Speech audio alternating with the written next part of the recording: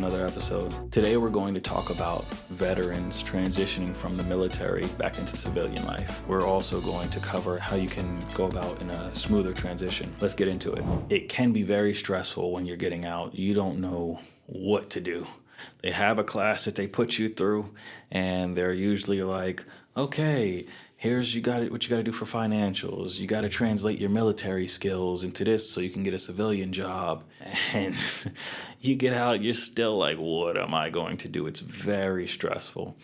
But that's what I'm here to help with. Being a veteran and having to go through that myself, it was definitely scary, especially getting out with a back injury and not knowing what to do next, like who's going to hire me. Luckily, I did network, and it's definitely good to network and know people still in, because there's usually government contracting jobs that you can transition into. If you're geo-bacheloring and your families are in another state, maybe you already have a house set up for them and you're trying to go move back to that state, some of that is going to be easier for you because you already have established a home to return to, but you still need to worry about medical and everything like that. There's TRICARE and there is the VA. TRICARE is a lower cost form of health insurance that you already had while you were in, but now they have it for people who get separated from the military. You still have the same features whether you want to go and look at some local doctor, or if you want to go to a VA facility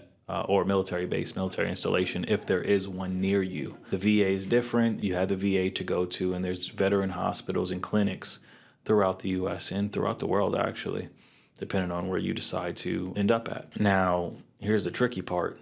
If you don't have a family and you don't know where you're going, we'll focus on Georgia, but it kind of falls the same in every state. You have to figure out whether you're going to rent or buy a house. Here's the pros to renting. It's quicker to move in, and you don't have to worry about utilities or anything like that. You may have gas, you may have electricity, but everything else is usually taken care of.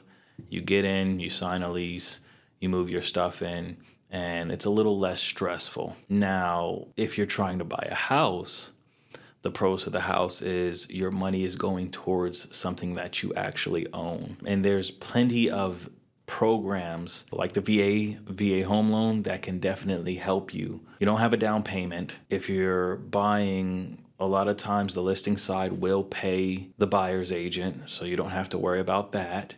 And there's also incentives as far as closing costs. Sometimes you don't even have to pay your closing costs or as much on closing costs, which can save you a considerable amount of money. And there's usually fixed interest rates when it comes to that, depending on your credit. That can be very stressful. Transitioning out of the military, trying to find a house, and not knowing what to do next. And that is what I am here to help you with. As an agent, I can help walk you through the process, explain everything to you, and that way you don't have to really stress as much. And being somebody who's gone through this myself, I get it.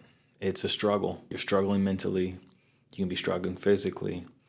And you have all these things that you have to take care of, whether you have to set yourself up with the VA, or you have to move to a whole different state, or back into the States for that matter if you're stationed outside of the country. These things can play a heavy toll on you.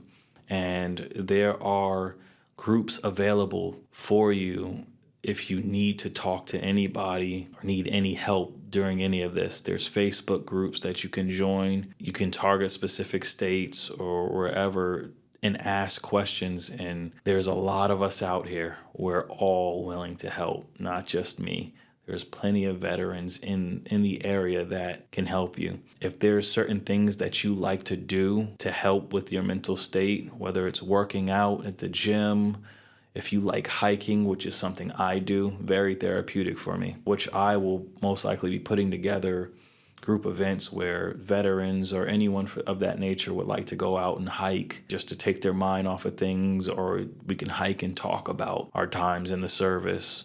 If you have a hobby like photography, that's another hobby I have. We can be taking photos and I can teach you how to put videos together, whatever the case may be. Anything that can help you, that's what I think can really relieve that stress and that misdirection, or like not having a direction, it helps to have something to focus on when you're doing these things. It's very rough. So that's what really helped me when I got out, is finding something that I could focus on, or and finding groups of people that I can talk to that have similar experiences.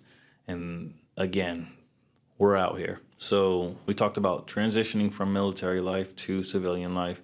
We talked about how you can cope with these things, and there's Facebook groups and things of that nature. We talked about buying versus renting. Buying versus renting is something that you really got to think about before you get out, and what you can do as far as personal development and helping you during this transition.